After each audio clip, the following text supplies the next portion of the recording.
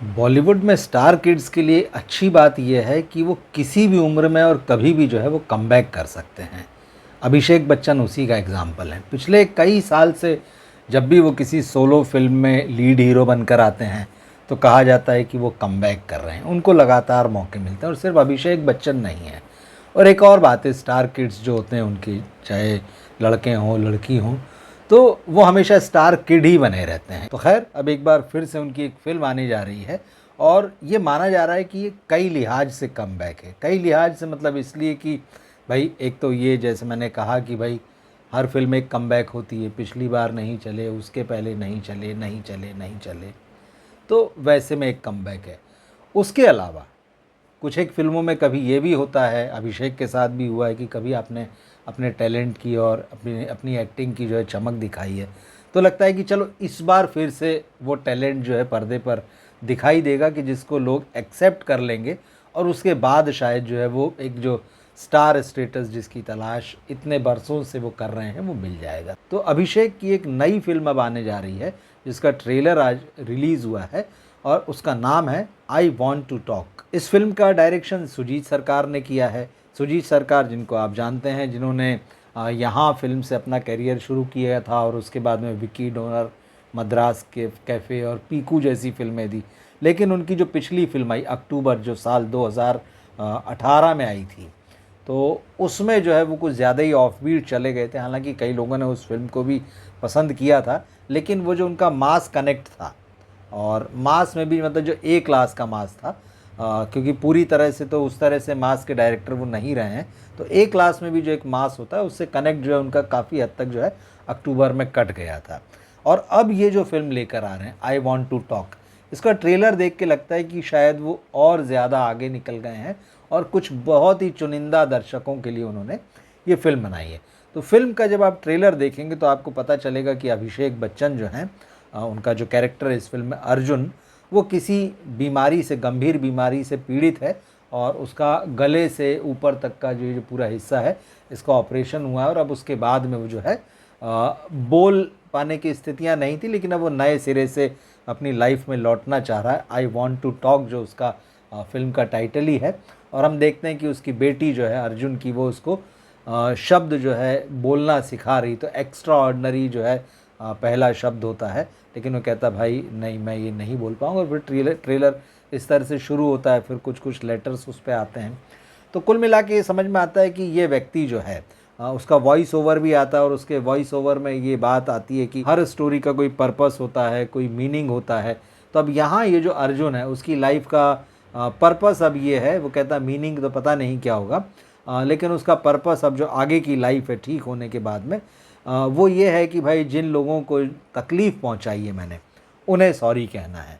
तो अब इस एक लाइन में आप इस पूरी कहानी को समझ सकते हैं कि ये कहानी एक व्यक्ति है जिसने अपने आप को, जो अभी तक इस तरह की ज़िंदगी जी है कि उसके आसपास के लोग, उसकी फैमिली जो है उससे खुश नहीं रही है। वो शायद अपने तरह से जीवन जीता रहा होगा या फिर अपने आप को एक्सप्रेस नहीं कर पाता रहा होगा, तो जिससे कि उसके जीवन में जो भी घटा और उससे परिवार वालों को दुख पहुंचा, तो अब वो उनको सॉरी कहना चाहता है। तो उसकी फैमिली में हमें एक तो यहाँ उसकी बेटी दिखाई देती है, उसके माता पिता दिखाई देते हैं, उसके साथ एक डॉक्टर दिखाई देता है जो उसकी बीमारी का पता चलने से पहले से लेकर जो है बाद तक, ऑपरेशन के बाद तक और उसकी रिकवरी तक जो है उसके आसपास एक केयर टेकर जैसा भी शायद कोई है। जॉनी लीवर उस रोल में दिख रहे हैं थोड़ा कॉमिक अंदाज में।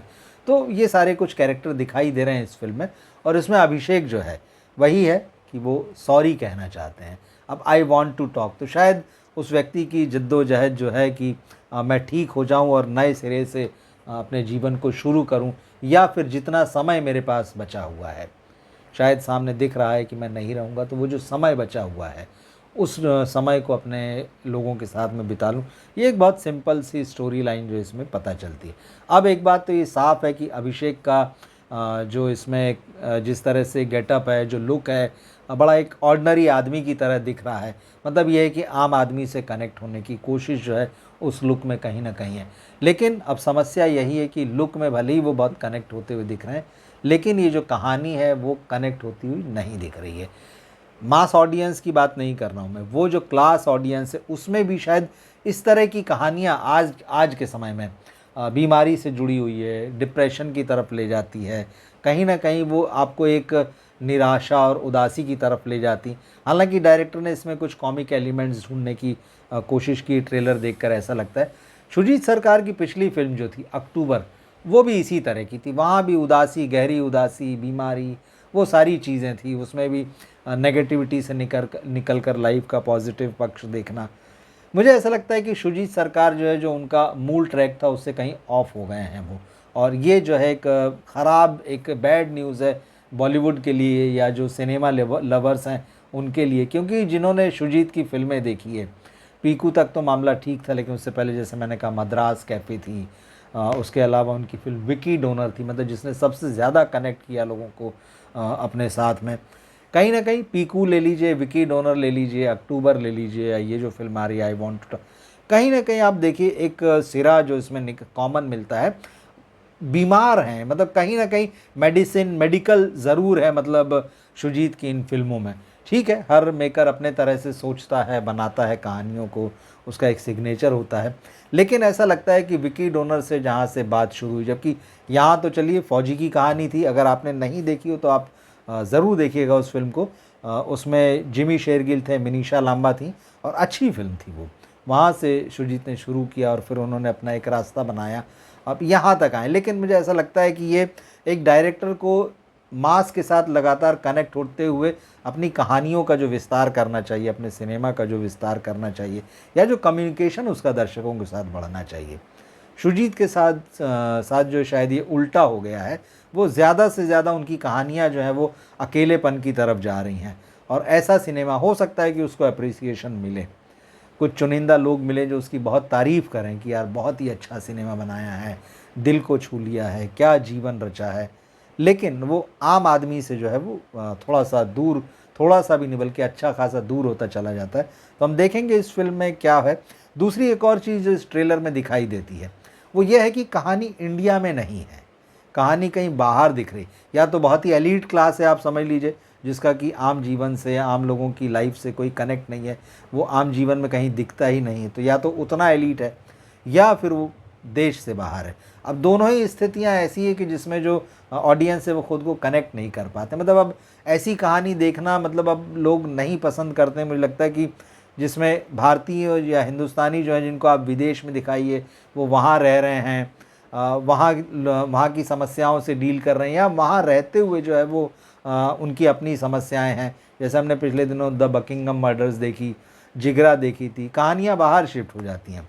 तो यहाँ भी मुझे ऐसे ही लगता है कि जो शुजीत सरकार की जो फिल्म है उसमें कहानी या तो बाहर शिफ्ट हो गई है, आउटसाइड इंडिया शिफ्ट हो गई है, या फिर वो वहीं पर है। तो ऐसे में अब जो है, जो ये जो एनआरआई सिनेमा एक दौर में हुआ करता था, लोग अब उससे डिस्कनेक्ट हो चुके हैं और अब उस तरह का सिनेमा उनको नहीं चाहिए। तो शुजीत सरकार कैसी फिल्म लाएंगी हम देखेंगे। मुझे लगता है इस ट्रेलर को देख कर के उनको एक तरीके से री इन्वेंट करना चाहिए खुद को, क्योंकि ये जो उनकी एक छोटी सी जर्नी मैंने दिखाई है, वो ऐसा नहीं लगता है कि वो री इन्वेंट कर रहे हैं, वो एक ही ट्रैक पर चल रहे हैं। और जहाँ तक अभिषेक बच्चन की बात है, मैंने कहा उनकी एक्टिंग तो अच्छी दिख रही है, और कई लोगों ने तो ये तक कह दिया है ट्रेलर देख कि भाई इसमें उनको नेशनल अवार्ड मिल सकता है। बहुत खुशी होगी अगर उनको नेशनल अवार्ड मिलता है, उसका उनका परफॉर्मेंस इतना बढ़िया होता है। इसमें खैर कोई दो राय नहीं है कि अभिषेक को जब जब मौके मिले हैं, जिन जिन कैरेक्टर्स में वो उतरे हैं, ज़्यादातर उन्होंने अपने जो किरदार हैं उनके साथ न्याय किया है, वो अच्छे एक्टर हैं।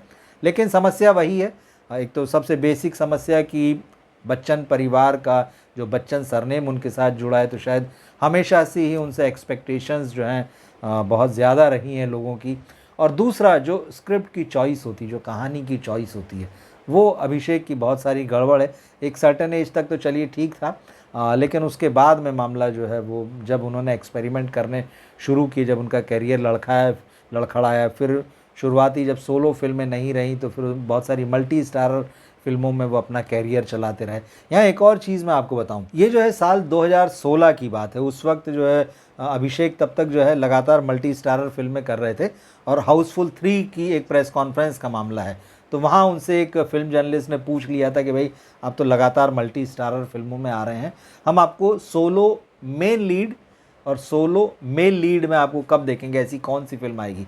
तो अभिषेक समझ तो गए थे कि उनसे क्या सवाल किया जा रहा है और उनसे क्या उम्मीदें हैं, लेकिन उन्होंने वहाँ बड़ा गोलमोल कर दिया था। उस जर्नलिस्ट के सवाल का जवाब नहीं दिया था, उसको हंसी मजाक में उड़ा दिया था। लेकिन मुझे लगता है उसके बाद में शायद अकेले में उन्होंने गौर किया होगा। और इस फिल्म के बाद अगर आप देखें हाउसफुल 3, तो इसके बाद उनकी ज़्यादा मल्टी स्टारर फिल्में आई नहीं, बल्कि आई ही नहीं। उसके बाद या तो मनमर्जियाँ में दिखें जिसमें 2 हीरो थे, या फिर वो लूडो में दिखे, तो वो तो एक अलग तरह की फिल्म थी, 4 कहानियाँ थी उसमें। तो उसके बाद, लेकिन इसके बाद फिर अभिषेक ने जो है कहीं ना कहीं सोलो फिल्मों की तरफ ध्यान देना शुरू किया, जिसमें द बिग बुल है, बॉब विश्वास है, 10वीं है, घूमर है। आप देखिए लगातार उसके बाद फिर जो है अभिषेक जो है सोलो फिल्मों में आए हैं, और ये फिल्म भी सोलो लीड हैं वो। और हम ये उम्मीद करते हैं कि ये जो फिल्म उनकी आ रही है, इसमें जो है एक बार फिर उनका परफॉर्मेंस बढ़िया होगा, जिसकी लोग तारीफ़ करेंगे। लेकिन समस्या वही है, ट्रेलर जो है वो मास से कनेक्ट होता हुआ नहीं दिख रहा है, और क्लास में भी शायद और छोटा कोई क्लास हो उससे वो कनेक्ट हो। देखते हैं फिल्म जब आएगी तो वो कैसी है। ट्रेलर अगर आपने देखा हो तो आप कमेंट बॉक्स में लिखकर ज़रूर बताइएगा कि आपको क्या महसूस हुआ अभिषेक बच्चन के बारे में, बतौर एक्टर आप क्या सोचते हैं, ये बात भी लिखिए। मिलते हैं फिर हम अगले वीडियो में फिर। नमस्कार।